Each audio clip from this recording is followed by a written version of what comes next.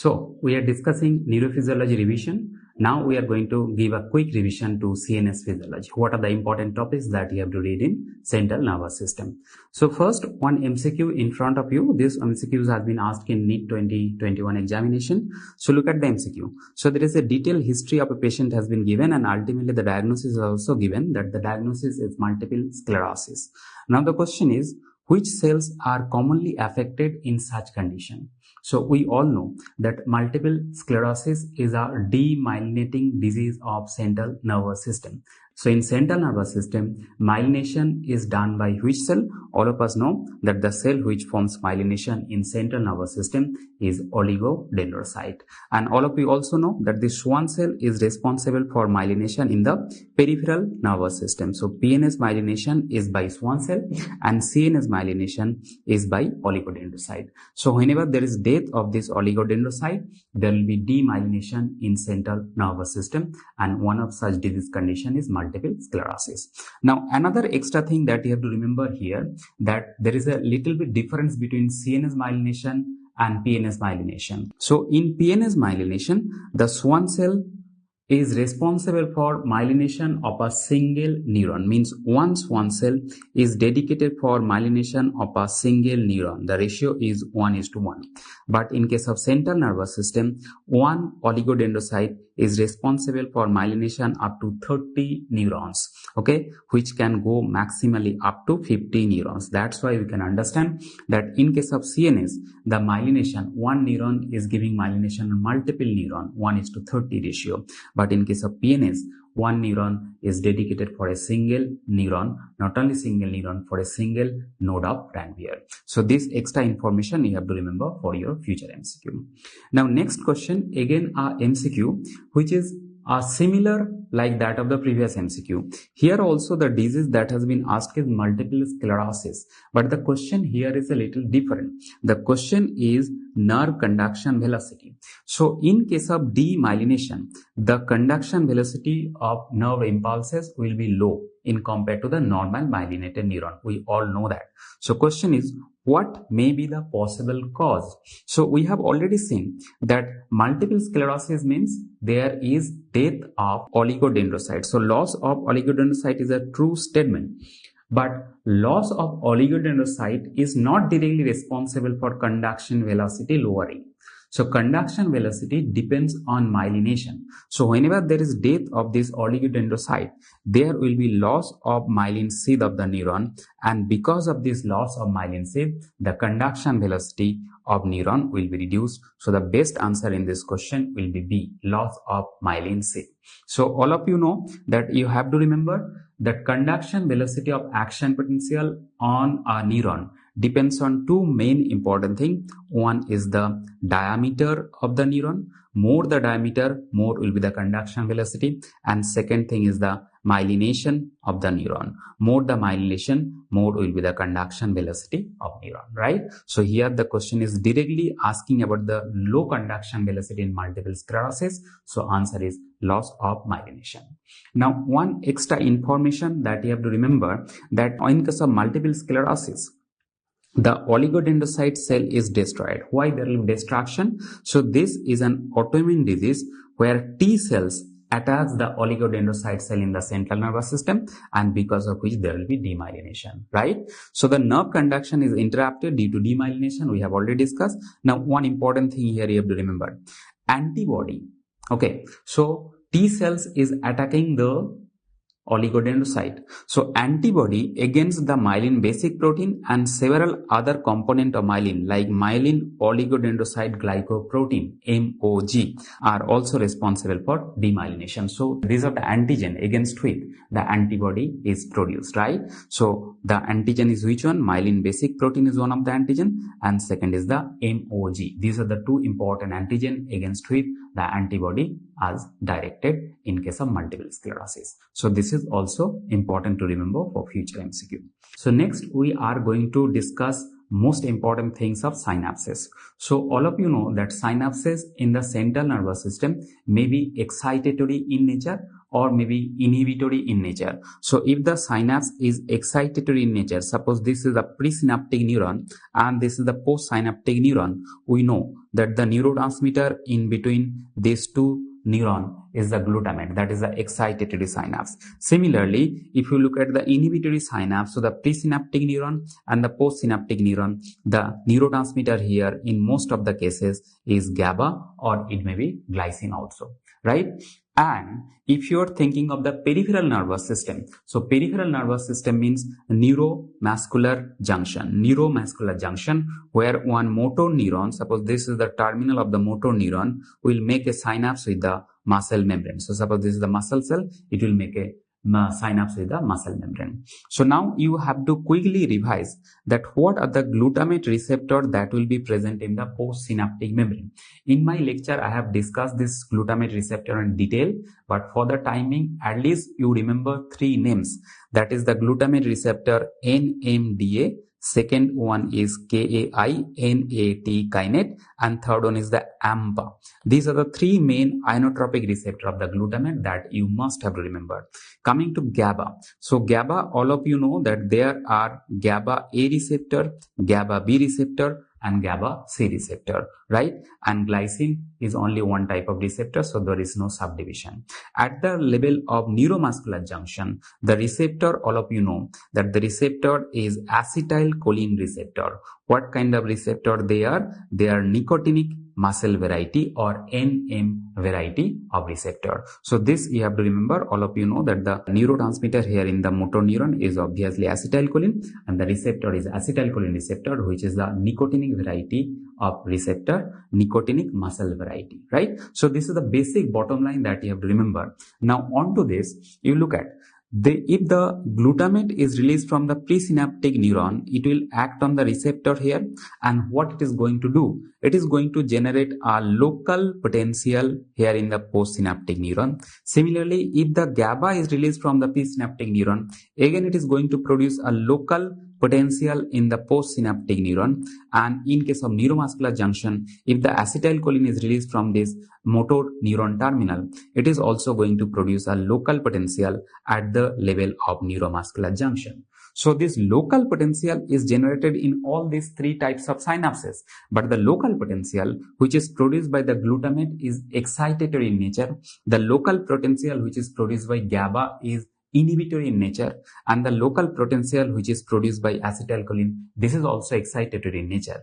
But depending on the location, the name of this local potential is different. So what are the names? You have to remember, one is EPSP, one is IPSP, and one is MEPP, the motor end plate potential. So this EPSP is the local potential of excitatory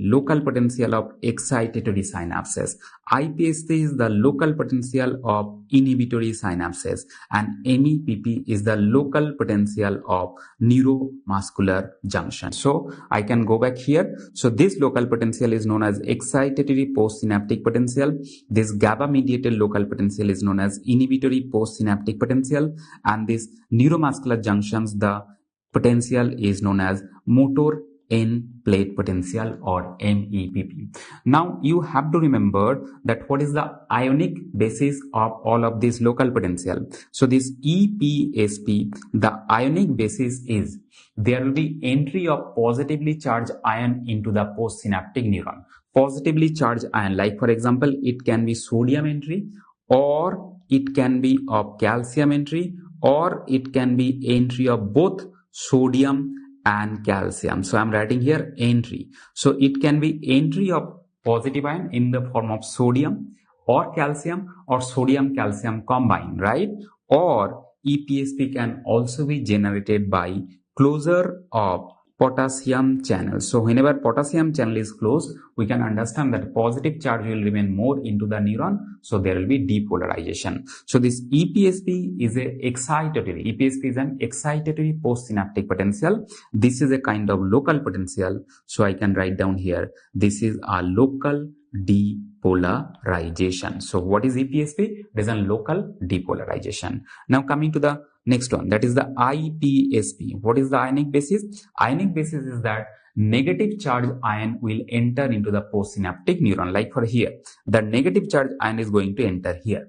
And what is the most common negative charge ion that is going to produce IPSP? That is the chloride entry into the postsynaptic neuron. Although IPSP can also be produced by opening of more and more potassium channel. So whenever potassium channel is open more than normal, so excess potassium will go out of the cell, excess positive charge will go out of the cell, and inside of the cell will be negative. So that's why we say that IPSP is a kind of local potential. But what kind of local potential? Local hyperpolarization of the postsynaptic neuron. It's a negative potential, hyperpolarization, right? The membrane potential will go more negative in comparison to RMP. That's why the local hyperpolarization.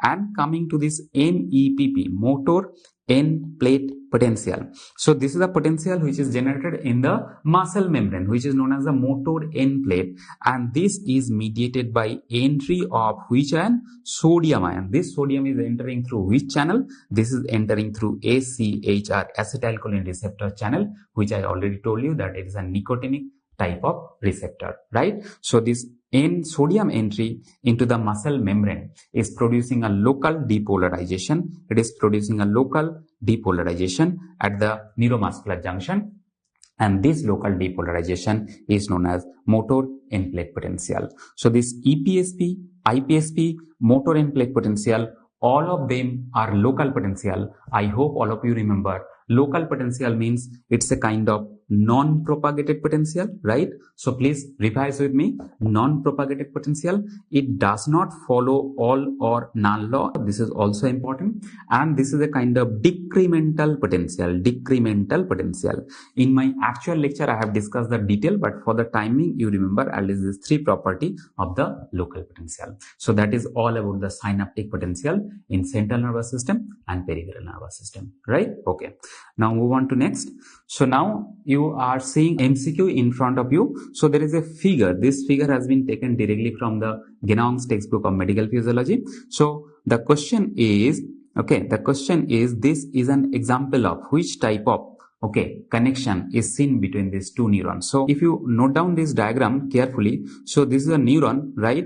So the neuron is giving a branching here, and this branching is making a synapse with another neuron, and that neuron is making synapse onto the same neuron. So if I simplify this diagram, it's a diagram from Genong. If I simplify, so suppose this is a motor neuron, right? So motor neuron means this is located at the level of spinal cord. So this motor neuron is giving a branching. This branching is acting on a neuron, and this pink color neuron is acting on the same neuron. So whenever this motor neuron is stimulated, it is going to stimulate this pink color neuron, and the pink color neuron itself is an inhibitory neuron which is going to inhibit the motor neuron. Getting my point?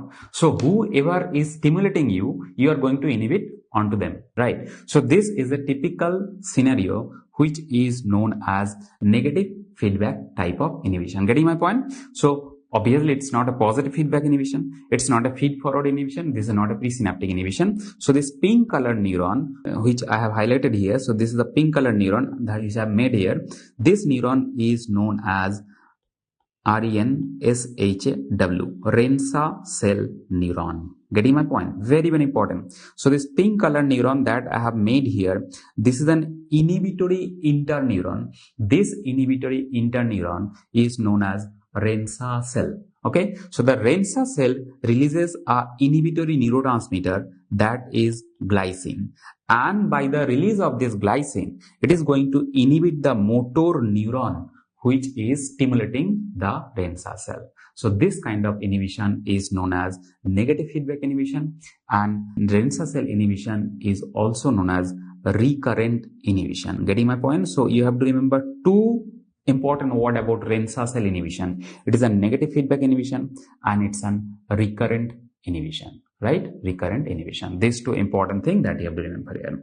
Now coming to the next. Again, you are finding out a image-based question here. Okay, so with the help of this image-based question, we are going to discuss one important topic in the central nervous system, that is the adaptation phenomena. So look at this diagram carefully. So what you are finding out here, it is written neural spike train. What is the meaning of this? Spike means this is nothing but the action potential. So all of the diagram that you are finding out here, this, all of this is what? This is nothing but recording of action potential. So this single line that has been given in this diagram, this single line indicate this is the action potential, the depolarization and repolarization of the action potential. Getting my point? So these are the action potential. So how many action potential? So 1, 2, 3, 4 action potential you are finding out in this diagram. 4 action potential, right? So these are the action potential. Now if you look at the bottom line of this diagram, here it is written as stimulus. So here is stimulus, here is also stimulus, this is also stimulus, this is also stimulus. Means all these 4 are similar kind of stimulus. So similar kind of stimulus is given in 4 different types of receptor, but 4 different types of receptor behaving differently. In one I can find out action potential, followed by there is no action potential. In one I am finding out action potential is present throughout the stimulus. In one I find out action potential only at the beginning, followed by there is no action potential, and in another one continuous presence of action potential, right? So we have to understand this phenomena. So look at, first I am drawing this stimulus one. So suppose this is the stimulus. Okay, so what do you mean by this stimulus? I have explained that if the stimulus is drawn like this, it indicates that you are giving more and more increasing strength of stimulus. Suppose I am giving touch. So what is touch? Touch is indentation. So suppose I am giving more and more indentation on your skin. How much indentation? Suppose 1 millimeter, 2 millimeter, 3 millimeter you are measuring. Suppose 1 millimeter, 2 millimeter, 3 millimeter indentation you have given. So you are giving a constant touch on skin. After 3 millimeter indentation, if you are holding the stimulus for long duration, it is indicated by this plateau. Okay, followed by you are releasing the stimulus. Releasing the stimulus means you are withdrawing this touch, right? So this is the meaning of this stimulus. So again I am explaining. So you are giving more and more indentation, then you are holding the same indentation for a long time, and then you are releasing the indentation from the skin. This is the meaning of stimulus. Now, whenever you are giving this kind of stimulus, if I record the action potential from the receptor, okay, actually it is not from receptor, it is the neuron which is connected with the receptor. So what you are finding out, suppose you are finding out that initially you are getting action potential, but when you are holding the stimulus for long duration, for a long time, you are not getting any action potential. Again, when you are withdrawing the stimulus from the skin, again you are getting the action potential. But in the second case, suppose you are getting action potential from the beginning also, as well as you are getting action potential whenever you are holding the stimulus for long duration. Getting my point? So you are holding the stimulus for long duration, same amount of stimulus, same strength of stimulus, but you are continuously getting same kind of action potential throughout the time period, right? But in the first cases, you are getting action potential only at the beginning of the stimulus, but not when you are holding. So what is happening? In the first cases, whenever you are holding the stimulus for a long time, the receptor has been modified itself. And because of the modification of the receptor, the neuron is not generating action potential. And if the neuron is not generating action potential, you are not going to percept, okay, perception of the stimulus will not be there. This phenomena is known as adaptation phenomena of receptor. So what I told, just take an example. I give this example in my lecture class also. Suppose you are holding the hand of your girlfriend or boyfriend for the first time. So whenever you are touching the skin for the first time, the stimulus is like a lightning sensation. But if you are holding his or her hand for long duration, you are not going to feel the same amount of stimulus after maybe 1 hour. Why? Because the receptor on your skin will modify, will adapt itself so that the neuron is not going to generate action potential. And if the neuron is not generating action potential, your brain is not able to perceive the sensation. This phenomena, when the receptor is modifying itself, although the stimulus is present, but the receptor is modifying itself, this is known as adaptation phenomena. In the second cases, the receptor is not adapting for this long duration of time. That means the adaptation may happen, but it is not happening within this span of time. So this kind of receptor is known as slowly adapting receptor. Why slowly adapting? Receptor will adapt, but it will take long time.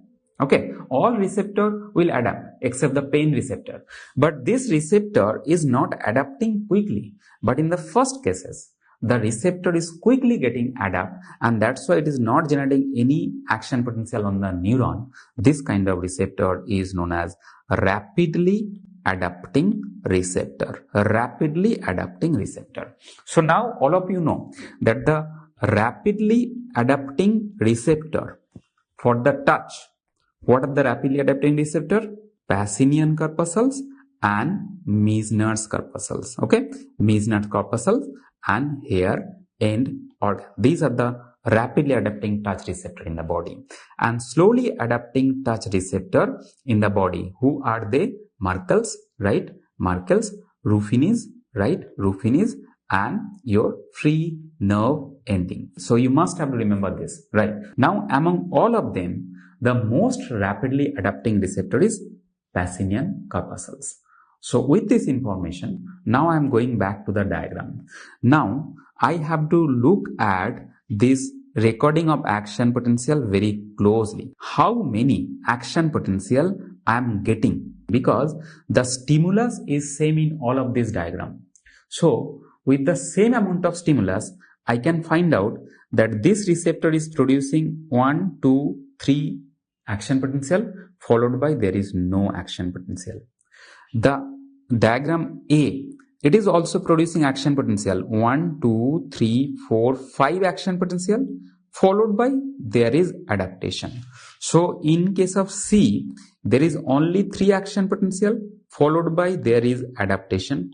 In case of A, 5 action potential, followed by there is adaptation. So what do you think? Between this A and C, which one is the most rapidly adapting? Obviously C. That's why it is adapting very quickly. After generation of only few action potential, it is adapting. So the C is the most rapidly adapting touch receptor in our body, and that is nothing but your Pacinian corpuscle. That's why the answer is Pacinian corpuscles here. Okay, followed by A will be the examples of Meissner corpuscles, and this B and D, they are the slowly adapting receptor. You're getting my point? That's why you are not getting any adaptation phenomena here. The action potential is coming, okay, at the same rate. So this is the phenomena of adaptation. So what you have to remember? You have to remember that what is the meaning of this adaptation phenomena, which I have already explained. So just read this line, that if the stimulus is present, what kind of stimulus? Supra-threshold means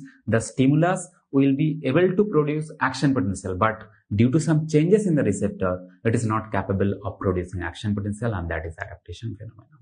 Now, apart from this adaptation, you all know that there is a confusing term which is similar to this adaptation, which is known as accommodation. So, accommodation refers to a gradual increase in threshold caused by prolonged, slowly rising sub-threshold stimulus. So see here, the word difference here is the supra-threshold stimulus, and in case of accommodation, sub-threshold stimulus. Sub-threshold stimulus means your stimulus is not capable of producing action potential. If you give sub-threshold stimulus and you are rising that sub-threshold stimulus gradually, slowly you are giving a sub-threshold stimulus to a neuron or any kind of tissue, what the tissue will do? The tissue will get angry and the tissue will increase the threshold. Okay, as if you are giving, okay, you are poking the neuron more and more, okay, that you are disturbing the neuron. Okay, and what the neuron is doing? Neuron is getting angry and he is raising his threshold. So whenever you give a slowly rising stimulus, okay, neuron is getting angry and he is raising its threshold, and that is nothing but accommodation phenomena, right? So for accommodation phenomena, your stimulus should be threshold and slowly rising stimulus. But for adaptation phenomena, your stimulus should be supra-threshold and it should be present for a long duration, right? So these are the two things that you must have to remember. Very, very important, right? Okay, chalo, next. So now next, we have already discussed that the touch receptor are of rapidly adapting receptor and slowly adapting receptor. Now we have already discussed that the rapidly adapting touch receptor in our body, right? Rapidly adapting touch receptor. Who are they? They are Pacinian corpuscles. Here it is written, as you can find, Pacinian corpuscles, Meissner's corpuscles, and hair end organ. Now we have to remember some specific things about this receptor. Pacinian corpuscle, what is the thing that I have to remember? It is the largest tactile receptor, it is the most sensitive touch receptor, and the best stimulus for the Pacinian corpuscle is vibration. Please note down. If the question is what is the best receptor for vibration, your answer is Pacinian corpuscles. Although you can find out vibration can be detected by this Meissner corpuscle also, as well as vibration can also be detected by this Merkel's also. But in these two receptor, okay, so Merkel's can also detect vibration, but the frequency of vibration is very slow. Okay, Meissner's can also detect vibration, but the frequency of that vibration is only 50 Hz. So please note down that this Pacinian corpuscles, okay, I have to remember that it is the largest tactile receptor. For Meissner's, this is the most numerous, maximum touch receptor that is present in your body is Meissner's. And the best stimulus for the Meissner corpuscle is moving touch. So when the touch is moving on your skin surface, that is best detected by Meissner's. But Meissner's specialty is that it is present only in the non-hairy skin, glabrous skin, right? Non-hairy skin, right? Please note down. And hair end organ, it can also detect moving touch, but the skin, hairy skin should be there. So if a touch is moving on a non-hairy skin, that the receptor is Meissner's.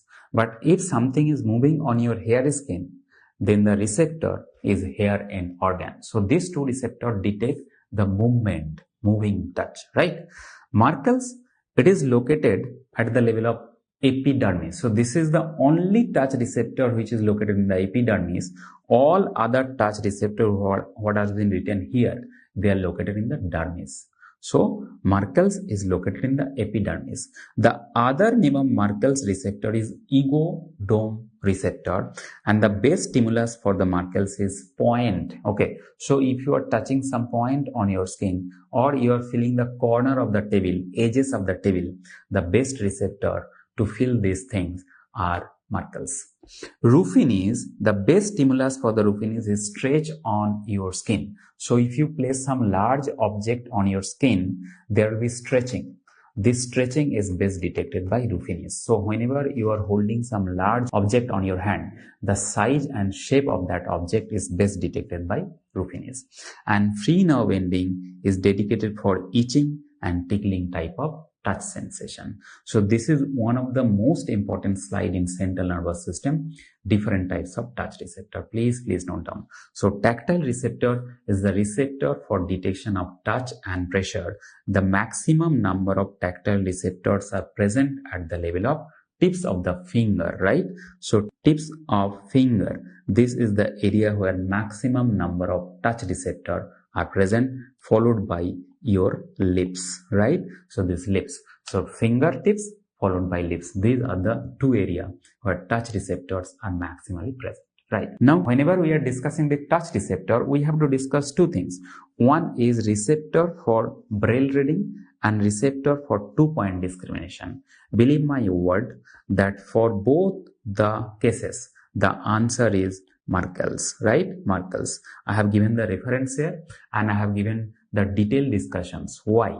Merkel's is the best receptor for both reading braille also as well as 2-point discrimination also. So whenever your question is 2-point discrimination, your answer is Merkel's is the best receptor. Whenever your question is what is the best receptor for reading braille, your answer again is Merkel's. But along with Merkel's, you also require another receptor which is nothing but Meissner's receptor. But you have to, if you have to choose best one, then Merkel's is the answer. Getting my point? So this is all about the touch receptor that you have to read. Now after touch receptor, you look at two questions, two MCQs are projected here. These two MCQs are related to proprioceptors. So what are the proprioceptors? You know what are the proprioceptors? Proprioceptors are the muscle spindle, Golgi tendon organ, and the joint capsule receptor. These three are the proprioceptors in our body. The most important proprioceptor is muscle spindle. All of you know that proprioceptors are those receptors which gives you sensation of the joint in three-dimensional position, that whether the joint is in flexed condition or in extended condition, right? So this is proprioceptor. Now you look at the question and answer. So Golgi tendon organ of skeletal muscle detect what? We all know that it detect tension. So GTO, Golgi tendon organ, it is responsible for detection of increased tension at the level of muscle tendon, right? So muscle tendon, whenever it is taut, whenever it is stretched, the Golgi tendon organ will be activated. Muscle spindle of the skeletal muscle is dedicated for, so muscle spindle can detect increased length of the muscle, or it can also detect the change in velocity of the muscle. So velocity is nothing but length upon time. So whether it is changing length or whether it is changing length upon time, that is velocity, both can be detected by muscle spindle. So here the best answer is both length and velocity of the muscle is detected. Right. So now you look at the brief discussion of these two important receptors, that is muscle spindle and Golgi tendon organ, because this is very, very important. So all of you know that the muscle spindle is located within the main muscle belly. And why it is known as spindle? Because the organ, the receptor, looks like a spindle in shape. That's why this is known as muscle spindle. So in this diagram, you can find out that this blue color diagram, this is nothing but muscle spindle. The fiber, the muscle fiber, which forms this muscle spindle, they are known as the intrafusal fiber. So intrafusal fiber is forming the muscle spindle, and it is the non-contractile fiber. Non-contractile fiber, meaning that this fiber is not going to give strength of contraction of the skeletal muscle. So muscle spindle is not for contractile strength. It is only for certain sensation. What sensation? Length and velocity of muscle sensation, right? So this intrafusal fiber is basically forming the muscle spindle.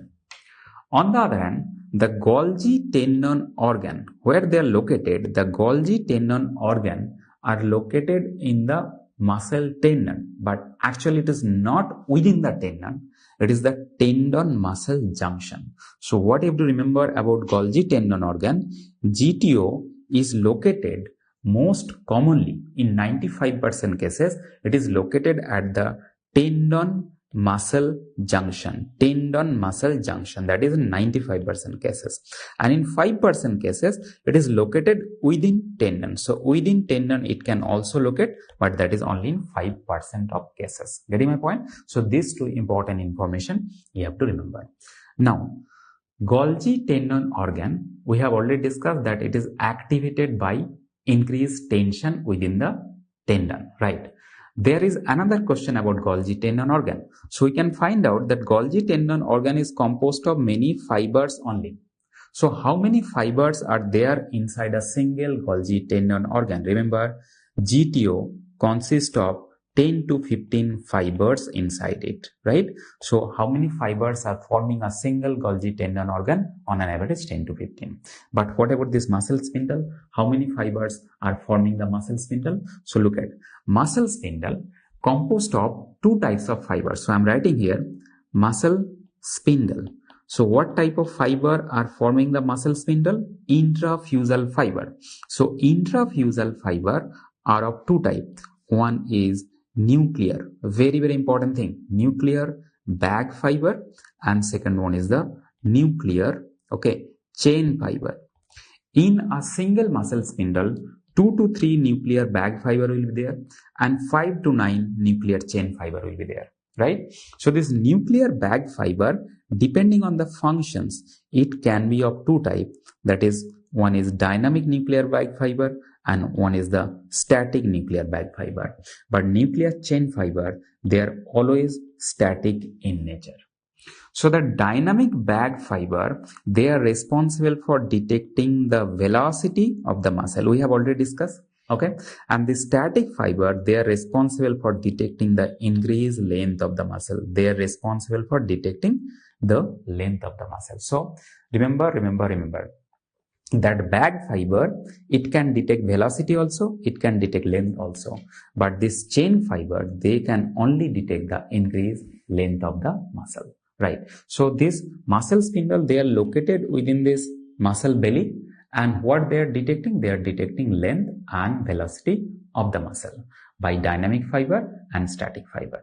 Now there should be some afferent neuron from this muscle spindle. Obviously there has to be some afferent neuron which should be connected from this muscle spindle. That is also important. So please remember that the afferent fiber which originate from this dynamic bag fiber, static bag fiber and static chain fiber, from all of them one afferent neuron is there, that is known as 1A type of afferent. So this 1A afferent is known as the primary afferent of the muscle spindle. But there is a secondary afferent also, and that originate only from the static bag fiber and static chain fiber. And this is which type of fiber? This is type 2 fiber. Type 2 fiber is also known as secondary afferent fiber from muscle spindle. This primary afferent is also known as annulospiral ending. Annulospiral ending. And secondary fiber is also known as flower spray ending. You must have heard about this word, flower spray ending. So these are the basic minimum that you must have to read about the muscle spindle. Getting my point? Very good. Okay. Now coming on to the next topic. Next topic is the thermoreceptor. So the proprioceptors are done. Okay. Now coming to the thermoreceptor. So thermoreceptor, we can easily understand that it can detect the cold and hot, temperature receptor. So these receptors are located at the level of free nerve ending. So at the end of the neuron where there is no myelination, that portion is known as the free nerve ending. So at the tip of this free nerve ending, okay, there are some ion channels which can detect temperature also as well as pain sensation also. Temperature and pain, right? And those are known as the thermoreceptor and nociceptor. So they are the channels basically which are located at the tip, at the bare end, at the free ending of the neuron. So thermoreceptor, they are of two types. So one is cold receptor and one is warmth receptor. What I have to remember? Cold receptor, they are activated from a temperature of 10 degrees centigrade up to 40 degrees centigrade. So what I am telling? Cold receptor, they are active from 10 degrees centigrade temperature up to 40 degrees centigrade temperature. But you look at what temperature the cold receptor is maximally active. You look at this graph. This graph is maximum at which temperature? In and around 25 degree. So your answer will be 24 degrees centigrade. So if the question is cold receptor is maximally active at which temperature? 24. Similarly, look at about the warm receptor or hot receptor. They are activated from 30 degrees centigrade. They are increasing their activation, maximum activation at here, and then the activation is decreasing and it is 0 at 50. So if I ask you what is the working range of warm receptor, your answer will be from 30 degrees centigrade to 50 degrees centigrade, and the maximum activity of this warm receptor is at 45 degrees centigrade. So these are the two important things that you have to remember about thermoreceptor, not many things, right? Now, if the temperature is beyond this zone, suppose if the temperature is below 10 degrees centigrade, so below 10 degrees centigrade temperature or greater than 50 degrees centigrade temperature, in these cases, the nociceptor or the pain receptor is going to be active rather than thermoreceptor. All of you have perceived that if something is touching your skin, which has a temperature of 100 degrees centigrade, will you feel hot or will you feel pain? Obviously, that's a painful. So that's why whenever the temperature is very, very high or very low, rather than thermoreceptor, nociceptor is going to be activated, right? So nociceptor, it's known as polymodal receptor. So what I told, nociceptor, they are known as polymodal receptor. What do you mean by polymodal receptor? Polymodal receptor means the receptor can be activated by multiple modes of stimulus. Multiple mode means it can be activated by mechanical stimulus, right? As you can find out here, it can be activated by thermal stimulus, or it can be activated by chemical stimulus also. You have seen that some chemical injury to the skin can also produce pain. Mechanical injury to the skin can also produce pain, or thermal injury, just now we were discussing, can also produce pain. So that's why pain receptor is a polymodal receptor. I told you already what is the location of the pain receptor. It is similar to the thermoreceptor, that it is located at the level of free nerve ending. But I told you already that free nerve ending contains certain kind of channels, and these channels are basically the thermoreceptor as well as nociceptor. So what is the ion channel responsible for detection of mechanical pain, right? So please note down this important discussion here. So if the mechanical pain is there, the receptor or the ion channel responsible for it is TRPA1 type of channel. TRP stands for transient receptor potential channel, transient receptor potential channel, right? So this is very important thing, very emerging thing that you have to remember. Second, mechanical pain, okay, or mechanical stimulus can also releases adenosine triphosphate. It can also produce mechanical pain via activation of this P2X and P2Y receptor. Or mechanical stimulus can also activate this MRGPR receptor. It is known as mass-related G-protein coupled receptor. Mass R for related, G-protein coupled receptor subtype D. This is the receptor which is particularly dedicated for sharp pain. So suppose there is a sharp cut on your skin, you feel pain, and the receptor which is mainly responsible for it is MRGPR, mass-related G-protein coupled receptor. Now, if the pain is produced by thermal stimulus, what are the receptor that is going to be activated? So for cold stimulus, TRPA1, if the temperature is below 17 degrees centigrade, or TRPM if the temperature is from 8 to 28 degrees centigrade. So these are the information that you have to mug up, right?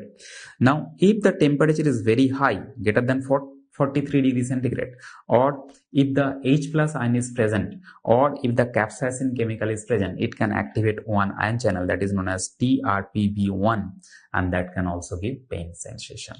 Now, apart from that, TRPV2 is activated when temperature is greater than 52 degrees centigrade, and TRPV3 and V4, they are active at in and around 30 degrees centigrade, which is a normal temperature of our skin, almost normal temperature, right? Now, chemical, we all know that the most potent pain producing chemical is the bradykinin.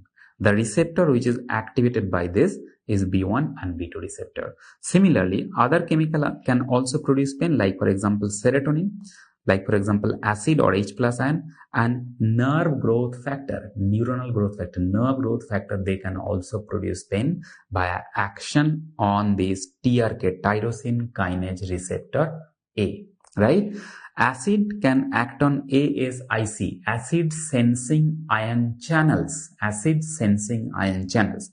serotonin, obviously it acts on 5-HT3 receptor, and it can also produce pain. So these are the chemical which can directly produce pain. Means if there is a tissue injury and if these chemicals are released in the surrounding area, then it can activate the neuron and pain sensation will be produced, right? Getting my point?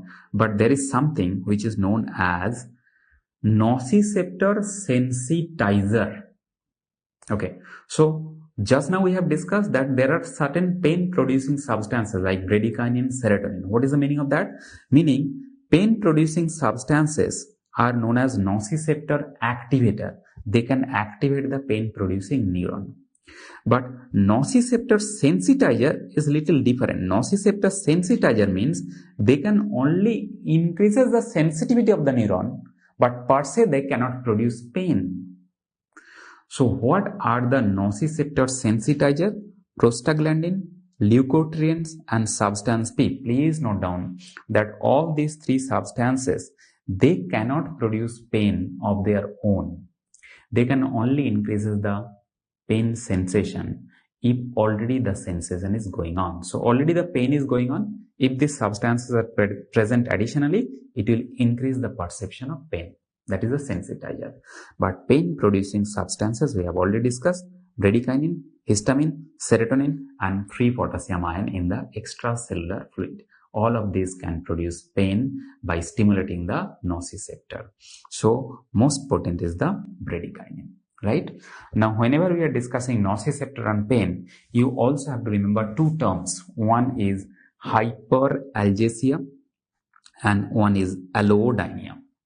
So hyperalgesia is nothing but increased sensation, exaggerated response to a noxious stimulus. Means the stimulus is capable of producing pain, but the person is perceiving the pain to a higher degree. Suppose I am giving like this. Obviously it is producing pain, but not that much. But suppose some person is feeling that this pain is unbearable, then that is your hyperalgesia. But what is allodynia? Look at the sensation of pain in response to a normally innocuous stimulus. Innocuous stimulus means the stimulus is not supposed to producing pain. Non-pain producing stimulus. Suppose touch. Suppose I'm giving touch and you are feeling pain. So that is abnormal. That is what? That is allodynia, right? Suppose I'm giving a little bit temperature on your skin. Okay, sometimes in the winter season, we take a bath in lukewarm water. But suppose that lukewarm water is giving pain throughout your body. So that is what? Allodynia. So both of these, allodynia and hyperalgesia, both are due to increased sensitivity of the nociceptive fiber. Right? This you have to remember, allodynia and hyperalgesia. Now, also question has been asked that what are the pain sensitive structure in the brain? Just remember this information, that dura around venous sinuses and blood vessels of the brain, cranial venous sinuses with afferent vein, arteries at the base of the brain, falx cerebri, skin, scalp, and periosteum. All of them are pain sensitive structure in the brain. But brain parenchyma, ependyma, choroid plexus, pia mater, and arachnoid mater, they are insensitive to pain, right? So this is all about most of the somatosensory receptor, and believe me, in central nervous system, one of the important topic is somatosensory receptor. So you have to remember all of this information in a very crisp manner, right? Okay. Now moving on to next is nothing but a question regarding the Brown-Sequard syndrome. So all of you know that in case of Brown-Sequard syndrome, pain and temperature are lost on opposite side of the body, right? And how to answer this? You have to have an idea about various ascending tracts of spinal cord. So what are the different ascending tracts? This is also a must know question. So you know that there are dorsal column pathway and there are anterolateral spinothalamic tract. So dorsal column pathway, they carry sensation of localizing pressure, vibration and fine touch, proprioception and 2-point discrimination. All of these sensations are carried by dorsal column tract. Anterior spinothalamic tract, they are dedicated for crude touch and pressure, okay, tickles and itching and sexual sensation. All of these are carried by anterior spinothalamic tract. So the pressure, localizing type of pressure is dorsal column, but in general, the pressure sensation is carried by anterior. If you have to choose only one, the best one is the dorsal column for pressure, right? And lateral spinothalamic tract, they are going to carry the pain and temperature sensation. So this is one of the must know area in the ascending tract that you have to remember, right? Okay. Now next is all these ascending tracts, they are going to end at the level of sensory cortex, somatosensory cortex. Now there are three somatosensory cortex in the brain. So look at here, the primary somatosensory area. The primary somatosensory area has a Brodmann number, that is 3, 1 and 2. So these 3, 1 and 2, they are the primary somatosensory area. Then you can also find out here that there is a secondary somatosensory area, which is also known as a somatosensory area number 2. So primary somatosensory area number, that is the 1, and Brodmann area 312. Secondary somatosensory area is also known as somatosensory area number 2, right? The Brodmann number is 40 here. Brodmann number is 40 here. And there is one somatosensory association area also, which has Brodmann number 5 and 7. Right? Okay. Now, what is the functions of this different somatosensory area? First of all, the direct function is not known, but scientists, what they have done, they have destroyed, they have seen that in some patient where this somatosensory area number 3, 1 and 2 are destroyed completely, what sensation are lost? That means that is the function of this area. So whenever there is damage to this primary somatosensory area or somatosensory area number 1, the first sensation that is going to be lost are graphesthesia,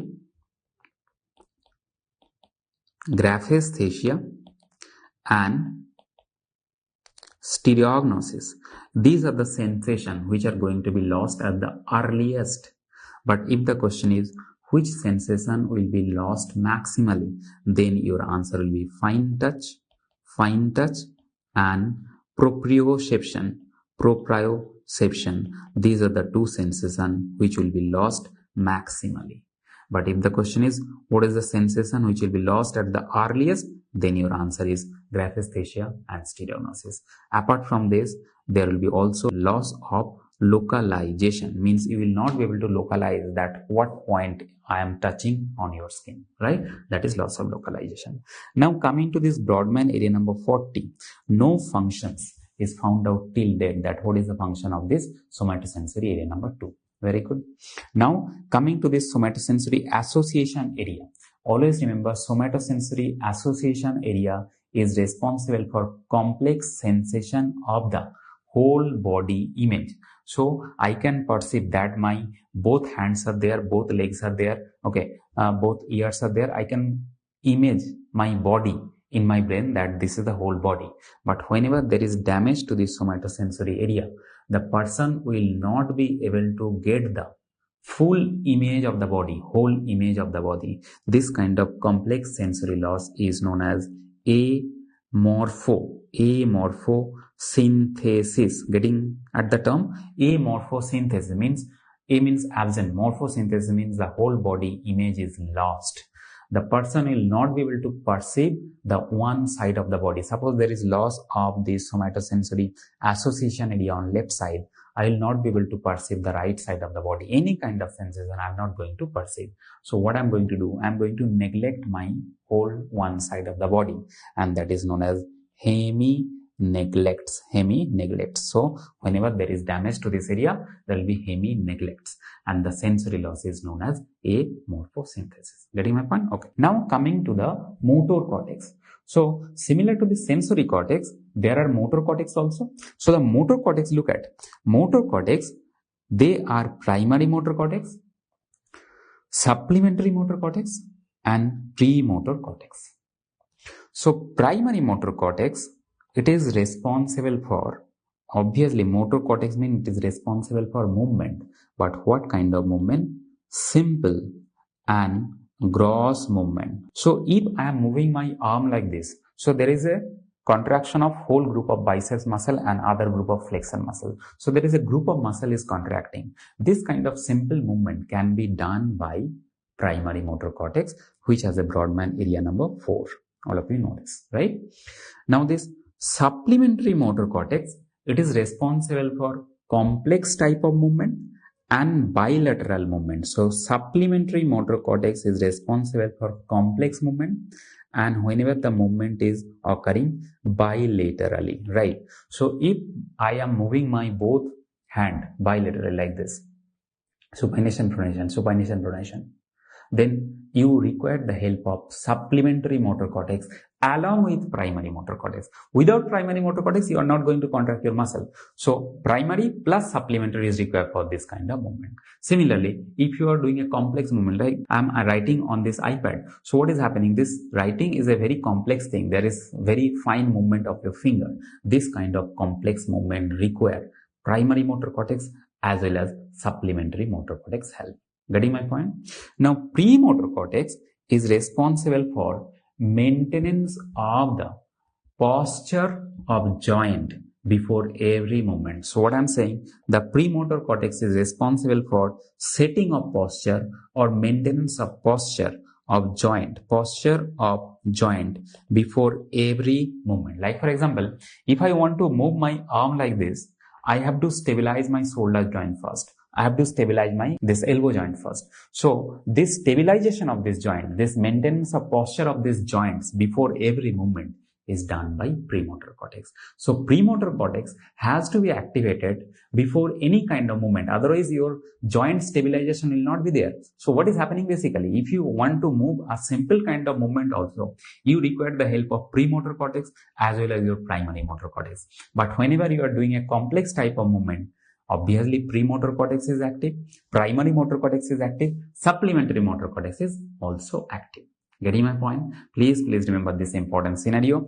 So supplementary motor cortex as well as this premotor cortex, they have Brodmann area number 6. So these are the important things that you have to remember about important brain areas. Apart from this, sometimes if the question is difficult, then they can also ask you regarding this kind of question, that which brain area is responsible for recognition of face. So recognition of face is known as prosopagnosia. Prosopagnosia is inability to recognize face.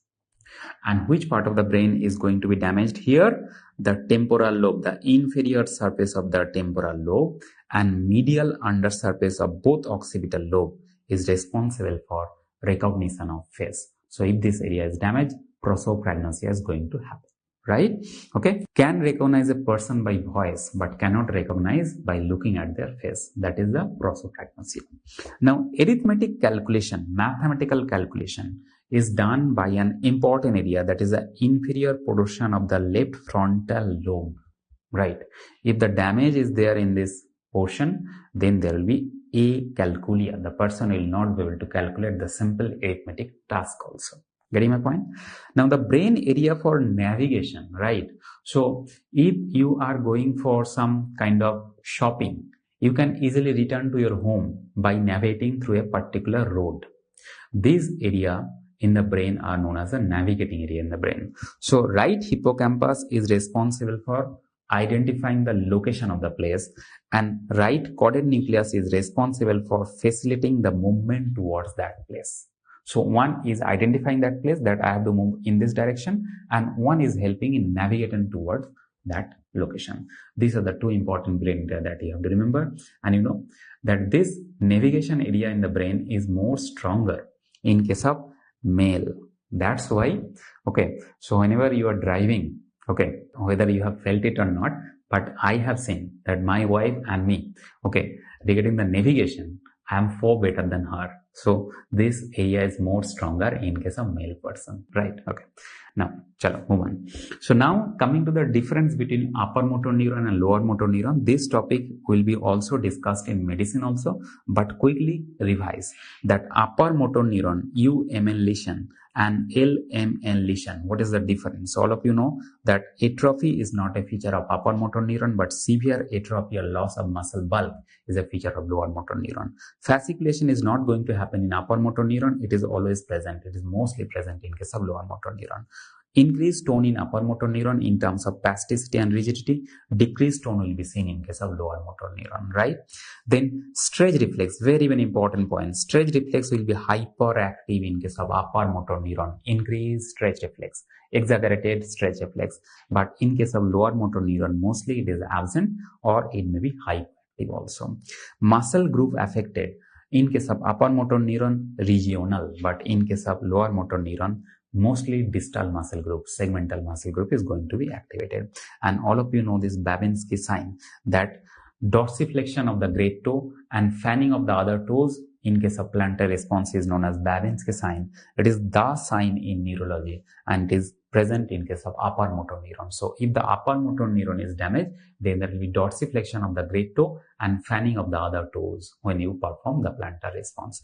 But in case of lower motor neuron, plantar reflexes, which is kind of reflexes, superficial reflexes, which will be absent in case of lower motor neuron lesion.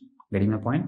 So these are the difference between these two. Now you look at another things, that in case of upper motor neuron, the tone will be increased in the muscle in the form of plasticity or in the form of rigidity. There is a little bit difference between this plasticity and rigidity. What are those? So look at spasticity is the term which is generally used for pyramidal tract lesion. All of you know that upper motor neuron is the combination of pyramidal tract and extrapyramidal tract. So if the extrapyramidal tract lesion is there and the tone is increased in that cases, then the typical term which is used there is rigidity. But if the pyramidal tract is causing increased tone, then the typical term is spasticity. Right? Now, rigidity, you have to remember two types of rigidity mainly. One is cogwheel rigidity, typically seen in Parkinson's disease, and late pipe rigidity, typically seen in neuroleptic malignant syndrome. Right? So, in case of cogwheel rigidity, rigidity will be there along with tremor. So, there will be multiple catches in between. Okay, like this. Okay, like this. That is the cogwheel rigidity. Late pipe rigidity means if you want to stretch this joint, there will be a constant tension throughout the range of movement. Means there will be increased tension throughout the range of movement. That is typical of late pipe rigidity. Getting my point? Okay. The detailed discussion I have done in my lecture, you can listen that, and I have explained why this kind of scenario is going to happen. Now, in case of spasticity, you look at the class 9 spasticity is very, very important. Okay, class 9 spasticity.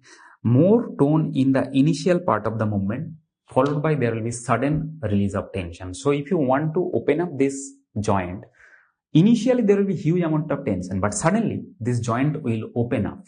Okay, like a knife opening. So this is typically known as class 9 spasticity. Spasticity is velocity dependent, okay, but rigidity is not velocity dependent. In case of rigidity, both flexor and extensor muscle group is going to be increased tone, but in case of spasticity, only one group of muscle is going to be affected.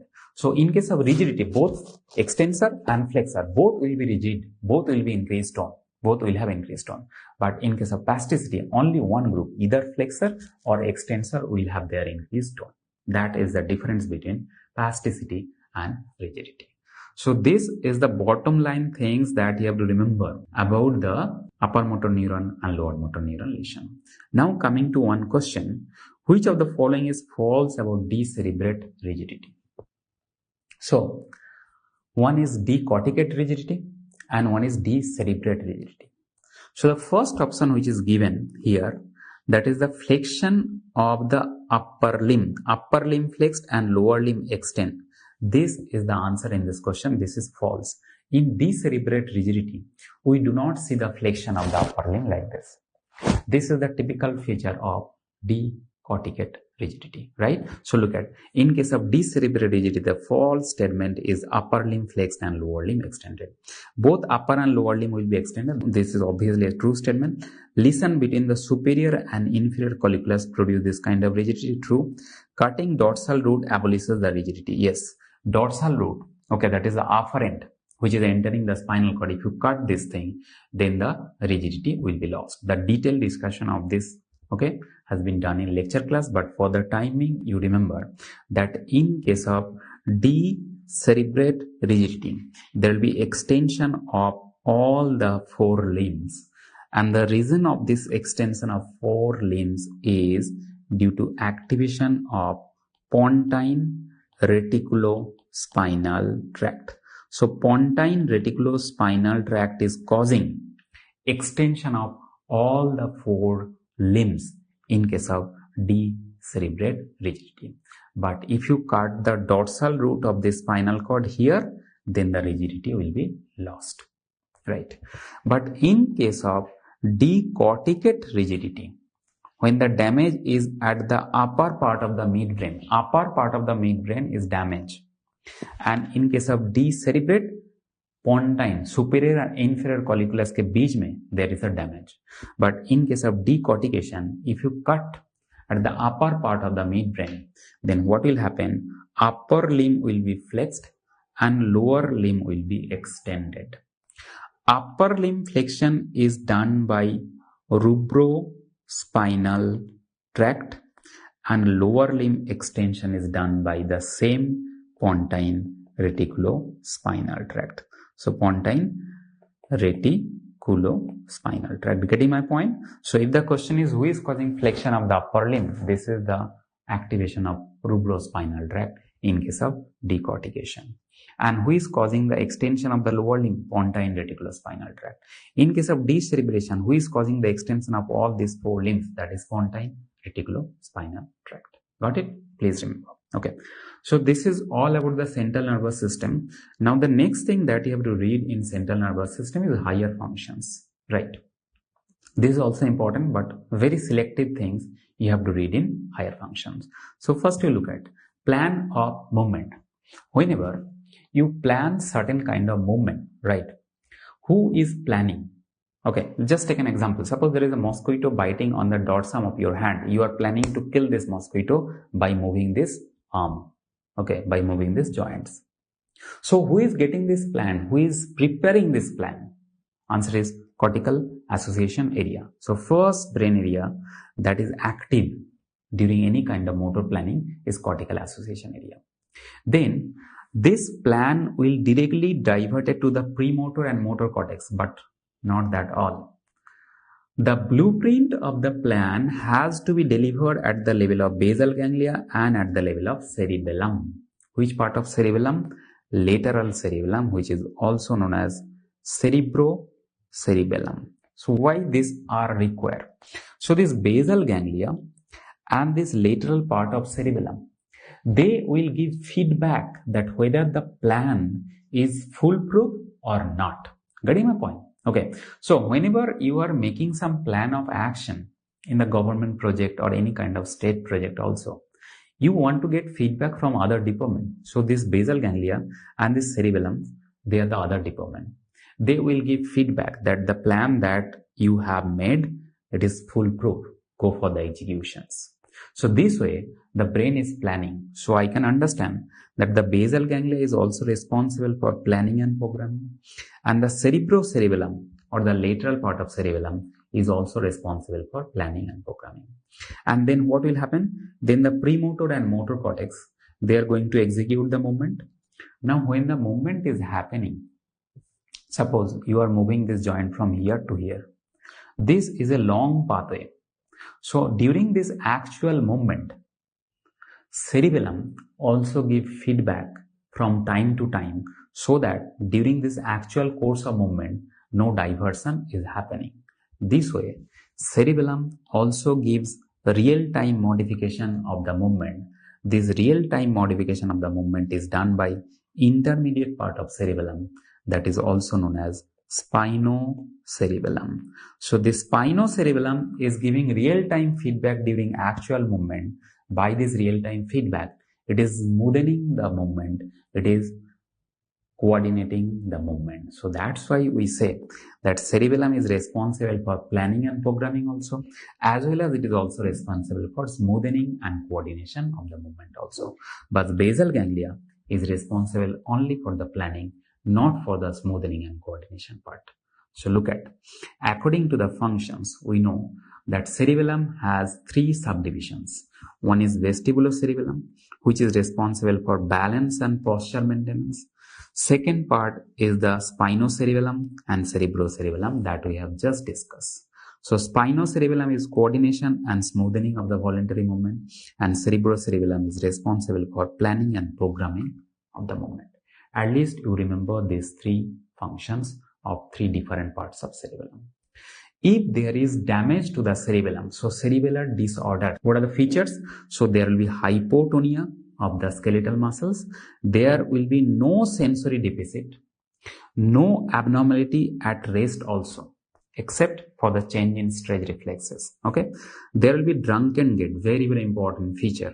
There will be intention tremor. So whenever you are going to do some activity, suppose there is a glass of water on the table, you want to pick up this glass. So whenever you are at resting condition, the tremor is not going to happen. But whenever you are about to take this glass, the tremor will start. That is intention tremor. So all of you know that the resting tremor is a feature of the basal ganglia disorder, that is Parkinsonism. But this intention tremor is a typical feature of this cerebellar disorder. Apart from that, dysmetria, pass pointing, okay, voluntary movement problem. So whenever you want to touch this nose, okay, the action will not be adequate. Dysmetria, will not be able to assess where this tip of the nose is located. Rebound phenomena, okay, adiadochokinesia.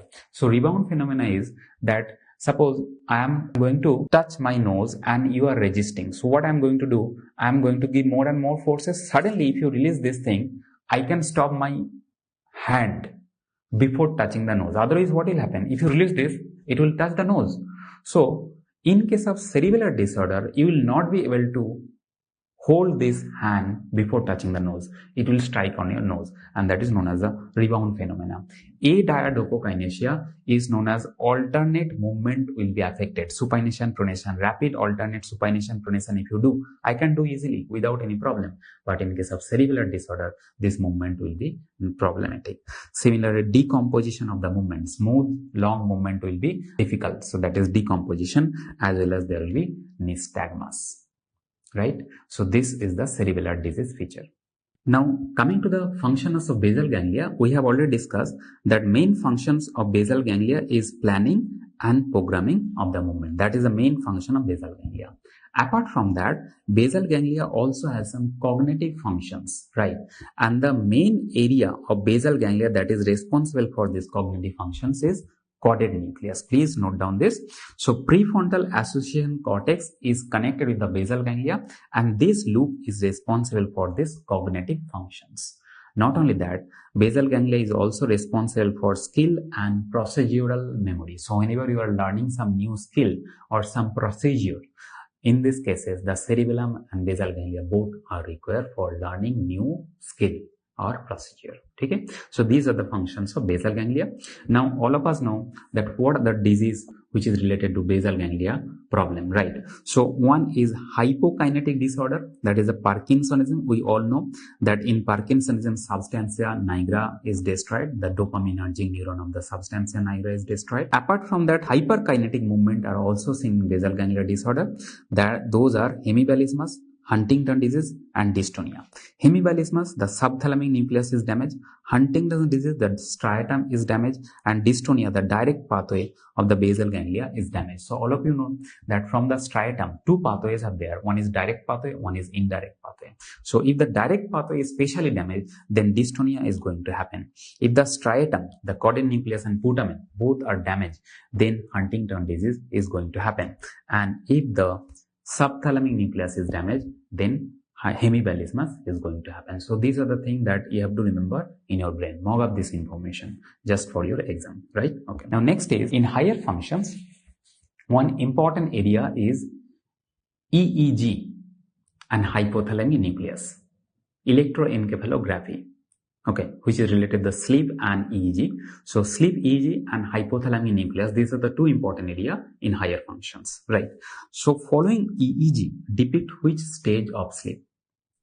So what you are going to do, you first look at the x-axis, that within this 1 second time period, how many waves I am getting. So you are getting multiple waves like this. That means the frequency of this wave is very, very high.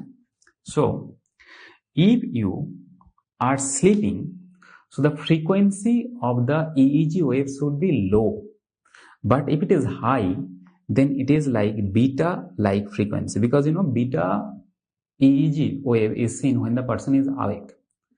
And there is a particular stage of sleep when the beta-like wave is seen in EEG, although the person is sleeping, and that is typical of REM sleep, or the rapid eye movement type of sleep.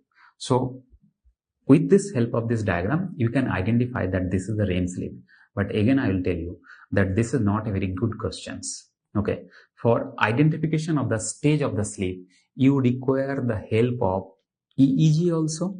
You require the help of EOG also, electrooculography, and you require the help of EMG also, electromyography. All these three recording should be there in combination, and the study which record all these three parameters in combination is known as polysomnography. So polysomnography is recording of all these three parameters simultaneously. Along with that, SpO2 is also recorded, saturation of oxygen. Along with that, ECG is also recorded. Along with that, breathing movement is also recorded. So these are the secondary recording, but the primary recording in case of polysomnography is these three. So polysomnography is study of sleep. Okay, sleep study. If you want to study the sleep, that which stage of sleep, what is the disorder, okay, disorder of sleep, then you have to do for polysomnography, right? Now next is that different types of waves in the EEG. This is again a must know things. So we remember like this, that beta, alpha, theta and delta. So B, A, T, bat, dance. We remember like this. So if you go from B, A, T, bat, dance, then bat, B or beta wave has the highest frequency among all of them. Okay. Among all of them, among these four, beta has the highest frequency, that is 14 to 30 Hertz, followed by alpha, which has a frequency of 8 to 13 Hertz, followed by theta, 5 to 7 Hertz, followed by delta, 2 to 4 Hertz. Okay, so these are the frequencies of different EEG wave that you must have remembered. Beta wave is seen when the person is awake and fully alert. This is the main criteria for production of the beta wave. The person should be alert, the person should be awake. Eyes may or may not be open, although it's a criteria, but it's a secondary criteria. The first criteria or the main criteria, the person should be awake and alert. In case of alpha wave, the person is still awake, but he is not alert. Okay, his mind is wandering here and there, he is relaxing and the eyes are closed. This is the typical scenario when beta wave will be converted to alpha wave. Now when the person is entering into the light stage of sleep or the person is feeling drowsy, okay, his brain is more suppressed. In these cases, you are going to get the theta wave or low frequency wave. And when the person is sleeping in the deep sleep stage, then the delta wave you are going to get in EEG. So what you are finding out? Okay, whenever you are going in deep and deep sleep, the frequency of the EEG wave is decreasing. That's why we say that frequency of the EEG wave is proportionate to brain activity. More the frequency in the EEG, more is the activity in the brain, right? That's why you know that when your brain is very highly active, you are concentrating on something in a focused manner. Like for example, if you are doing meditations, not you, but suppose some yogic meditation is going on. In case of meditation, the brain area, multiple brain area will be highly active simultaneously. This multiple brain area, when they are active simultaneously, this thing is known as bindings in neuron. As if all the neurons in the brains, they are attached with one another. They are binding with one another. This is known as binding of neuron when multiple brain area are active simultaneously, particularly during meditations. During working memory, when you try to remember some information for short duration of time, or you are learning something, or you are doing some problem solving, okay, with some high grade maths, right? So those are the condition when the EEG wave will be converted into a very, very high frequency wave. This is a normal wave, and this wave is known as the gamma wave, which has a frequency of 30 to 80 Hertz.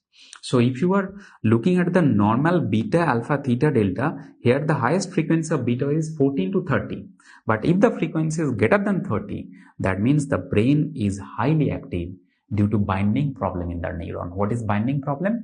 Multiple areas of the brain are active simultaneously, as if there is a binding between neurons in multiple areas. Got it? So this is different EEG waves. Now, apart from this EEG wave, you know that sleep and EEG, they are going in hand by hand. Okay. So sleep are of two types. One is non-REM type of sleep and REM type of sleep. All of you know this thing.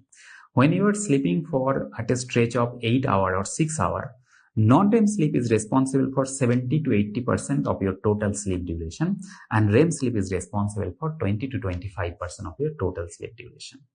Now this REM sleep has no subdivision, means there is no different stages, but non-REM sleep has different stages.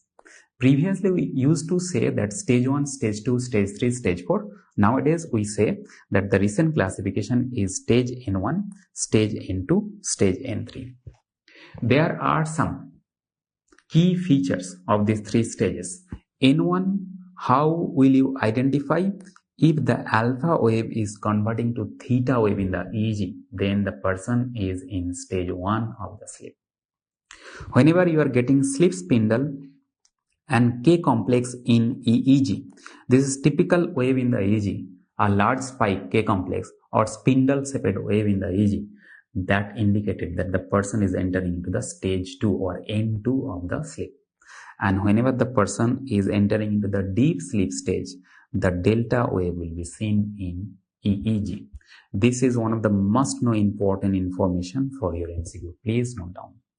Now, apart from this, look at the EEG picture and EMG picture and EOG picture. I told you already that what is the meaning of polysomnography. You are recording electrooculography, movement of the eyeball. You are recording the electromyography, the electrical activity of the muscles, and you are also recording electroencephalography, brain electrical activity. First, you look at the EMG activity. If the EMG is completely silent means only you are getting a single line. See here. So look at this 2 EEG, compare this 2 EEG. Here you are getting multiple disturbance like this, but on your right hand side there is no such kind of disturbance. This is known as the silent EEG. Silent EEG means muscles are almost like in paralyzed condition, and this is typical of REM sleep. So in REM sleep, if you look at the muscle activity, then it is completely silent. The person is in deep sleep stage. Okay, the person is in sleep stage. But if you look at the EEG, then beta-like activity is seen with a high frequency wave. Because of these two dissimilarity, if you look at the EEG wave, you are getting beta-like wave, means you will think that the person is awake, but the person is not awake. His muscles are completely paralyzed. That's why this REM sleep is known as paradoxical sleep. But look at the non-REM sleep stage. Your muscle activity is intact, although it is less than normal. So normally when you are active, when you are awake, your muscle activity is at a high degree. But whenever you are sleeping and you are entering in the non-REM stage, your muscle activity is decreasing. Okay, but you look at the muscle activity is not silent. Similarly, if you look at the EEG wave, you are going to get different types of wave. It may be delta wave, it may be theta wave, it may be K complex. Looking at this time, first you look at this time. Within this 1 second time, you count how many waves you are going to get. Like for example, in this picture, you must have noted that here, okay, look at within this 1 second period, suppose this 1 second period, I am getting 1, 2, 3 peaks only. 1, 2, 3 peaks only, means frequency of this wave is 3 Hz per seconds. Okay, so obviously this is a delta wave. This way you have to identify that the EEG is of which type, whether beta wave or alpha wave or theta wave or delta wave, right? So this way the sleep classification is done, that whether the person is in non-REM sleep stage or REM sleep stage. Got it? Now at the end, the sleep, you must have remembered the disorder of the sleep. This is more important in MCQ rather than the sleep classification, and I'm sure that this also has been taught by your psychiatrist teacher, right? So sleepwalking or somnambulism, it is seen in stage 3 and stage 4. Sleep talking, stage 1 and stage 2 mainly. Bruxism, seen in stage 2 and stage 1 mainly. Nocturnal enuresis or bedwetting, right? This is typically seen in all stage of non-REM sleep. Mainly it is the N3 stage. And night terror is seen during the transition from stage 3 to stage 4. Although stage 3 and stage 4 both has been included in N3 stage according to the recent classification. So if the question is night terror, your answer will be N3 stage. And in case of REM sleep, the disorders are narcolepsy and nightmare. So please note down, nightmare is for REM sleep disorder and night terror is for non-REM sleep disorder. Okay, so non-REM sleep disorder are very, very important for your MCQ. All these 5 disorder you have to remember. Got it? Okay, so this is about EEG and sleep. I told you apart from EEG and sleep, what you have to read? You have to read about hypothalamic nucleus. All the hypothalamic nucleus I have kept in this slide. There are different subdivision, different parts of hypothalamus. The detailed version I have discussed in my lecture, but at least you remember the important nucleus of hypothalamus. Like for example, anterior nucleus of hypothalamus is responsible for thermoregulation. Bracket mein hot means if you expose to hot environment, what is going to happen? Sweating will be there, vasodilatation will be there. All these things are due to activation of this anterior nucleus of hypothalamus. And the posterior nucleus of hypothalamus, they respond to cold. Okay, posterior nucleus of hypothalamus means shivering, okay, vasoconstriction, curling of the body. All of these are done by the posterior nucleus of hypothalamus, right? Here it is written that posterior nucleus of hypothalamus, this is known as the shivering center. Important for MCQ. Apart from this, we know suprachiasmatic nucleus is responsible for circadian rhythm. Lateral nucleus is responsible for controlling our thirst and hunger. Ventromedial nucleus is known as the satiety center. If this center is active, you will feel that you are not hungry at all, right? Medial forebrain bundle, this has been asked multiple times. It is known as a reward center. Got it? Okay. And periaqueductal gray matter, this is the center which is known as the punishment center. If you stimulate the punishment center again and again, the animal will be very, very angry. Very, very angry. This kind of reaction is known as the rage reaction. Getting my point? So if you stimulate the punishment center again and again, what you are going to feel? You are going to feel very angry. Why? Because the feeling will be like as if you are getting some punishment. Who wants to get punishment? We want to get reward, but you are giving more and more punishment. So I'll be angry. And that kind of reaction is known as a rage reaction. Got it? Right. And anterior nucleus of hypothalamus contain the osmoreceptor cell. Very, very, very, very important. Osmoreceptor are located in the anterior nucleus of hypothalamus. These are the important nucleus of hypothalamus that you must have to remember. Got it? Now the last topic in higher functions as well as in neurophysiology is the memory. So you know the types of memory are important for MCQ. One is working memory, one is short-term memory, one is long-term memory. So working memory, it is lasting for only 18 to 20 seconds in your brain. You can hold the information. How many information? 7 plus minus 2 chunk of information. What is the meaning of that? Suppose I am giving you the names of 7 different cities. Okay, that Ahmedabad, okay, Delhi, Mumbai, okay, Indore. You have to remember the names of this city in a sequence. How many names you can remember in your brain for short period? 7 plus minus 2 means maximum 9. If I give 20 cities name, you are going to forget. So this is the kind of memory which is known as a working memory. Okay. And the prefrontal cortex is responsible for the working memory. Now the short-term memory, it's last in your brain for seconds to hour, and the main area which convert this short-term memory to long-term memory is the hippocampus. Which area of the hippocampus? CA1 area of the hippocampus is mainly responsible for short-term memory to long-term memory conversion. But the long-term memory are stored inside which part of the brain? It is stored in the neocortex. So this hippocampus is converting the short-term memory into long-term memory, and whenever the memory is converted into long-term memory, it will be stored in the neocortex of the brain, and the long-term memory you can recall for long duration, years, even years, after months, obviously. Okay, so that is long-term memory. So this is one type of classification according to the storage of the information in your brain. Now there is another type of memory classification which is known as the explicit memory and implicit memory. So first you take one example. Suppose you are learning how to drive a car for the first time. Okay, suppose you are learning how to drive a car for the first time. So how you learn? You learn by trial and error, and you do multiple mistakes. But whenever you are learning driving for the first time, it is very difficult. You have to remember which one is the brake, which one is the clutch, which one is the speed. And your brain is highly active that now I have to put the brake, now I have to put the gear. So whenever you are doing this thing, your brain is highly active. This is the memory which is known as explicit memory. Got it? Your brain is highly active. So require conscious processing at the level of hippocampus and medial temporal lobe. But whenever you have learned the driving completely, now you are a master driver.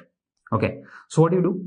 That time, do you think that you have to put brake, you have to put clutch, you have to put gear? No, you don't have to. Even you are talking with your friend, even you are listening music, still you can drive your car smoothly without any thinking. So your brain is not thinking about the driving process. Your brain is talking with someone, your brain is listening some music, but still you are doing this driving automatically. So when this kind of memory become a kind of automatic things, okay, that is known as implicit memory. Got it? So the same thing which happens during brushing of tooth. For the first time when you learn brushing the tooth, that was explicit memory. But when you have already learned how to brush, now this is automatic. Okay, you are brushing the tooth automatically. This is implicit memory, right? So please note down that explicit memory, conscious processing require. But in case of implicit memory, it does not require consciousness or awareness in the brain or awareness at the level of hippocampus. Now there are different sub-classification, different subtypes of this implicit and explicit memory. One of the sub-classification of this implicit memory is associative learning, which is very important in MCQ. Associative learning, okay, is a type of implicit memory where the person learn the association between two stimulus. And the typical experiment which has been done on this associative learning is Pavlov's experiment. Okay, so what is the experiment? All of you know that if you give food to an animal, okay, obviously the animal is going to salivate, right? We know this thing. But if you give bale to an animal, obviously he is not going to salivate. But if you give bale followed by food for 1 day, 2 days, 3 days, means you are giving bale followed by food is coming. Bale followed by food is coming. How many times? Multiple times. If you do this scenario again and again on multiple days, then the animal, the dog, is going to remember that whenever there is bale, I am going to get my food. So he is associating between these two stimulus, that bale followed by food. Now, after this association is done, this association is known as pairing. So this is known as pairing of two stimulus. Now, whenever this pairing is done completely, now if you give only bale, the animal will start salivation in anticipation that the food is going to come. So now this is typically known as classical conditioning. But here, there is one important catch. If the question is like this, that if you give food to an animal, the animal is salivating, which kind of response this is? Your answer will be, this is innate reflex. What do you mean by innate reflex? Means there is a particular hardware in the brain. This hardware will be active whenever you are getting some food. No training, no memorization is required. Do you think somebody taught you how to salivate whenever you are getting food? Do you think your parents have taught you that whenever you get food, you start salivating? No. So how do we salivate whenever you are getting food? There is a hardware system in the brain. This hardware system is giving a reflex, which is known as the innate reflex. You don't require learning. You don't require memory for this. But whenever I am giving a pairing kind of stimulus, one stimulus which is a neutral stimulus, that is in the form of bale. So neutral stimulus is attached with the unconditioned stimulus, and this attachment should be more and more, multiple times.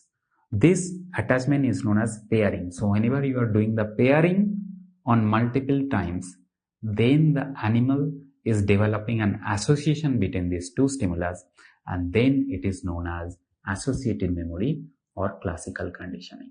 So classical conditioning is an example of associative memory. Whenever the question is using this word pairing multiple stimulus, pairing two stimulus, then and then only you are going to mark that it is a typical classical conditioning. Got it? So this pairing word must be there, or otherwise there should be complete description of the phenomena that you are presenting bale followed by food on multiple days, and after multiple days training, the dog is salivating in response to bale. What is this? Your answer is classical conditioning. Your answer is associative learning. Got it? But otherwise, if the question is given that food is given and the animal is salivating, this is typical of innate reflex. So this is all about quick revision of your neurophysiology.